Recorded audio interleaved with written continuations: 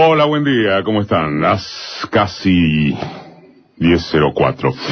Pensaba para compartir con ustedes en este comienzo en dos imágenes. En una punta, las movilizaciones de marzo, más el paro general de comienzos de este mes. Y en la otra punta, el repugnante operativo policial sobre los docentes en la plaza del Congreso. Uno cree que entre esas dos imágenes, entre esos dos tipos de imagen, quedan trazados interrogantes con respuestas que no deben caer en el facilismo. Desde ya no puede ponerse en duda que un gobierno como este tiene plena disposición a atemorizar y reprimir. Pero la graduación de ese espíritu, del meter miedo, tiene instancias diferentes. Juegan el oportunismo político de cada momento y sobre todo la fuerza de quienes participan activamente y de aquellos que, sobre esto vamos a volver en estas líneas porque nos parece central, aquellos que revisten el papel de observadores, es decir, quienes consumen con indiferencia o algún interés, poquito menos, poquito más, lo que los medios muestran sobre quienes participan. Si vamos de atrás para ahora, el macrismo, por ejemplo, aprovechó el comienzo de su gestión con dos atropellos ejemplificadores, de ejemplificación. Despido a mansalva de empleados estatales y el encarcelamiento de Milagro Sala. Esto es verano del año pasado. Solamente ñoquis los unos, negra corrupta la otra. Los primeros fueron reemplazados por tropa propia en volumen similar, al punto de que este gobierno inventó un show de nuevos ministerios y reparticiones públicas. Hay más contratados hoy en el Estado que durante el tiempo K. Pero a nadie le importó. A Sala la mantienen presa en medio de un escándalo jurídico de alcances internacionales, pero se sostienen porque el reclamo por su libertad no es masivo, ni muchísimo menos. Es la presa, en su doble acepción, que necesitan para decir que no les tiembla el pulso, y si acaso fuera liberada, dirán que ello muestra la vigente independencia de la justicia. Al cabo, afirmarán que son sucesos del Macondo jujeño, que está en manos de ese patrón de estancia, el radical Gerardo Morales, y en el que la policía acaba de ingresar a la universidad sin orden judicial para detener al presidente del centro de estudiantes y a otro compañero que compartían un asado con permiso de las autoridades. No fue la noche de los bastones largos, como algún zócalo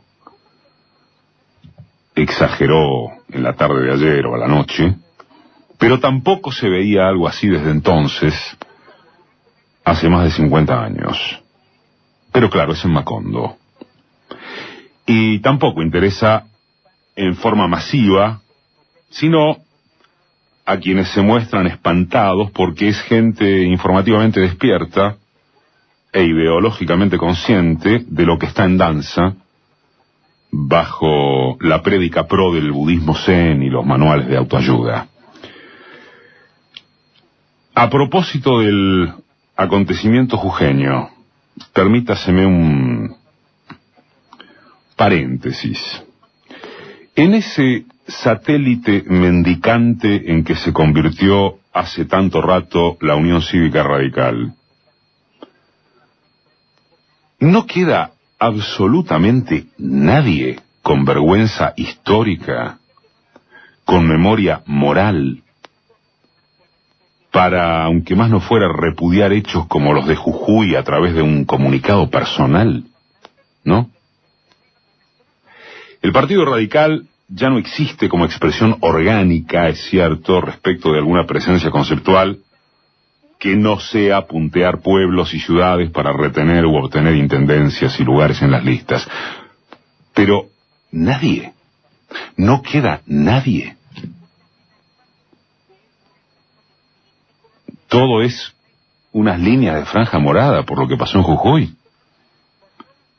Nadie queda, así fuere para demagogizar con la memoria de Alfonsín, la autonomía universitaria, las libertades civiles, algo, cualquier cosa. ¿Es esto una alegoría acerca de un partido que al tritempi supo disponer de sustancia o rasgos progresistas? ¿O lo es en torno de unas anchas franjas de capas medias, sin otra sensibilidad que la marcada por las temporalidades de su bolsillo y el consumo de la imaginería que le edifica la máquina narcotizante de los medios? Cerró paréntesis en algún sentido, no en todo, y volvemos a la cronología de los tiempos macristas, que debutó con aquellas medidas de pretensión ejemplarizadora y que siguió con la táctica del si pasa, pasa. De hecho, hoy es noticia para algunos, que el gobierno mandó al Congreso un proyecto de ley que agrava las penas para quienes participan en manifestaciones públicas y cortes de calles o rutas. Si pasa, pasa. Le salió relativamente mal cuando el intento de colar por la ventana a 2 jueces de la Corte, ¿se acuerdan? Pero después, producida la reacción de las familias judiciales, los negociaron y acordaron en el Senado. Y ocurrió lo mismo con la brutalidad de los tarifazos en un solo saque, para terminar instrumentándolos con algo del gradualismo que ya tenían previsto. Esos, entre otros, fueron los momentos del año pasado que, en tanto estreno de gestión, tuvieron actitud contemplativa, comprensiva, indiferente, como quieran, por parte del, digamos, grueso más grueso del grueso social. Se entró en el desenfreno del endeudamiento externo, se arregló con los buitres, el consumo popular se desplomó, las fuentes laborales comenzaron a destruirse, la CGT no dijo ni jota, la expectativa de que el enfermo ya mejorará tenía consenso, o lo tiene. La pata mediática del modelo arreció con el festín de corruptos kirchneristas, y en síntesis, las reacciones quedaron reducidas a los grupos y personalidades políticos, sindicales, intelectuales, sectoriales, de toda la vida. Esa dinámica que favorecía al gobierno comenzó a tener obstáculos en febrero de este año, cuando por un lado estalla el afer del correo gracias a no poder morigerarse la impresión de tráfico de influencias desde la familia Macri. Y además la paciencia se agota, o debe testificar, como en el caso de la CGT, porque las evidencias del rumbo del modelo se tornan indesmentibles. Ahora estamos en estanflación, estancamiento con inflación. Entonces surgió marzo, con su notable cadena de marchas multitudinarias, enfervorizadas. El gobierno pierde el centro de la escena a manos de las minorías intensas y contesta, primero a regañadientes, con una manifestación que, ayudada por la lectura onanista de sus medios, lo envalentona a pesar de no haber estado ni de lejos a la altura de los caceroleos contra Cristina, ni más lejos todavía de las imponentes exclamaciones gauchócratas de 2008, con aquellos piquetes que cercaron el acceso a las ciudades, y con las ciudades tomadas por una alianza que supo juntar codo a codo el gorilismo más rancio con izquierda radicalizada. Sin embargo, parece haber bastado el primer sábado de abril, con la fantasía de una multitud portando banderitas argentinas, gritando contra la yegua, para que la oratoria oficial arremeta contra sádicos choripanes golpistas, y para que ese odio de clase rodee una instalación de maestros con un cordón policial de bastones prestos, sin otro argumento que la falta de permiso municipal. Lo que siguió a eso es de un cinismo surrealista. Los medios hablaron de escaramuzas frente al Congreso, de la habilitación que hacía falta, de la necesidad de cumplir la ley, de que reprimir no tiene por qué ser una mala palabra, de que Vidal doblegó a los docentes, situándolos en el brete de provocar represión afuera de la provincia.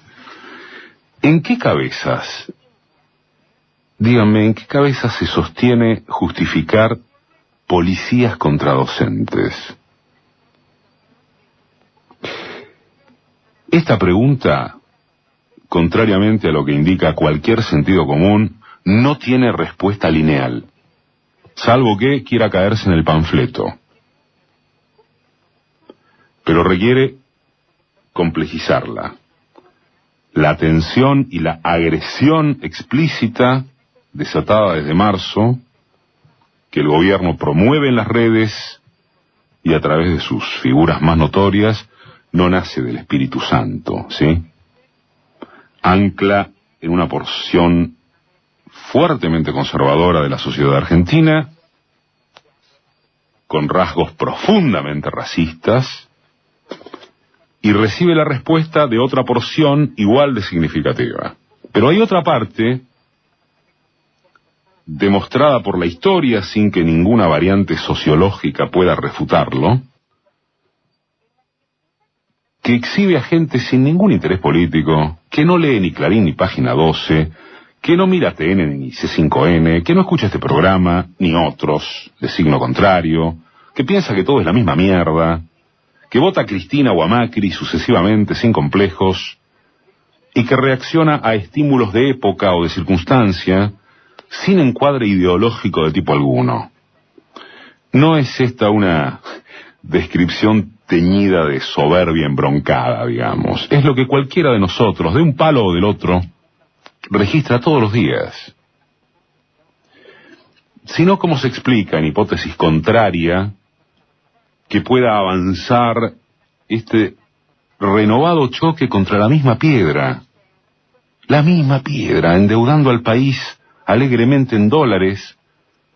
Ya están pidiendo dólares para devolver los que entraron por especulación, para conducirlo al mismo destino que en los 90, al mismo.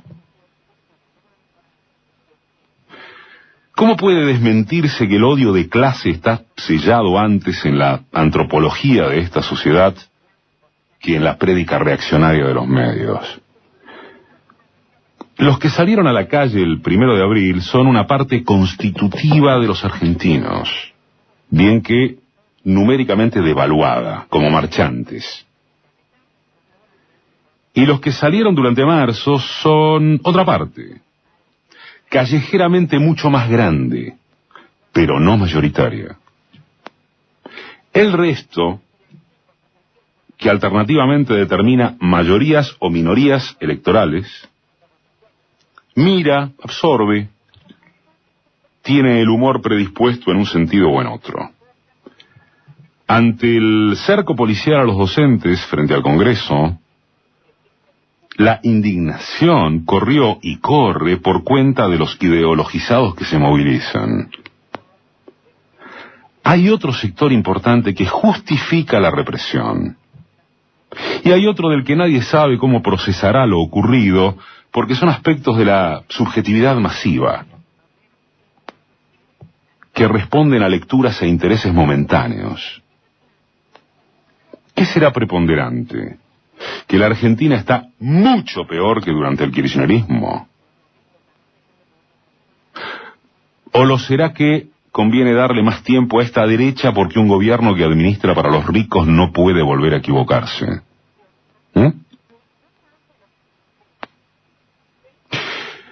Esa pregunta es la de la coyuntura electoral, semblanteada por, ya sabemos, y Cristina, que es el único ordenador ideológico de este país.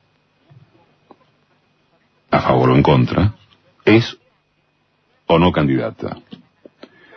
A ausencia de liderazgo concreto en unos y otros, a valores de hoy, se impone un pronóstico de dispersión de votos, y mucho más siendo elecciones de medio término.